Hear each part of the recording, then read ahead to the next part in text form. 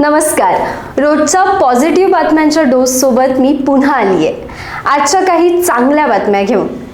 आजच्या दिवसातली महत्त्वाची बातमी चांद्रयान 3 बाबत आहे. प्रज्ञान रोवरनं चंद्रावर फेरफटका मारून आपलं काम संपवलंय आणि तो परत विक्रम लँडरमध्ये आरामासाठी गेलाय. चंद्रावर एक अख्खा दिवस म्हणजेच आपल्याकडचे 14 दिवस त्याने चंद्राच्या पृष्ठभागावर भ्रमंती केली आहे. इस्रोनं आपल्या एक्स या सोशल मीडियावरून याबाबत माहिती दिली आहे. आता रोवर रात्रभर विश्रांती घेणार आहे, म्हणजेच पुढचे 14 दिवस रोवर विश्रांती घेईल आणि त्यानंतर पुन्हा एकदा तो हायड्रोजनचा शोध घ्यायला बाहेर पडणार आहे.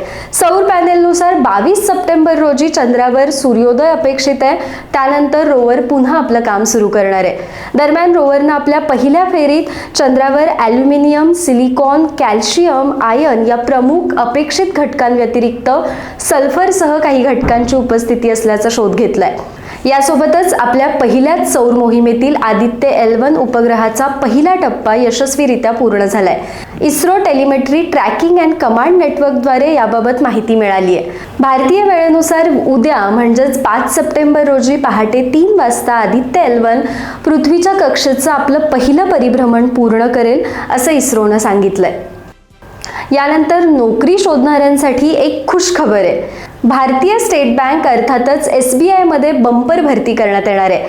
6,000हून अधिक पदांच्या भरतीसाठी SBIनं नोटिफिकेशन जारी केलंय. बँकेच्या अधिकृत वेबसाईटवरून तुम्ही यासाठी ऑनलाईन अर्ज करू शकता.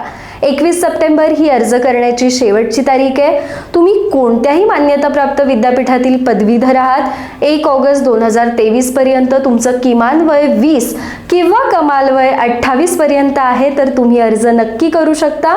बाकीची माहिती तुम्हाला वेबसाईटवर मिळून जाईल. तर आजच्या या पॉझिटिव्ह बातम्यांसह तुम्हा सर्वांना पुढचा संपूर्ण आठवडा आनंदी आणि पॉझिटिव्ह जाओ याच शुभेच्छा. बरं, आमचं दैनिक गोमंतक टीव्हीचं YouTube चॅनेल सबस्क्राईब केलं ना? नसेल तर करून टाका. आणि हो, नेहमीच पॉझिटिव्ह व्हा, पॉझिटिव्ह राहा.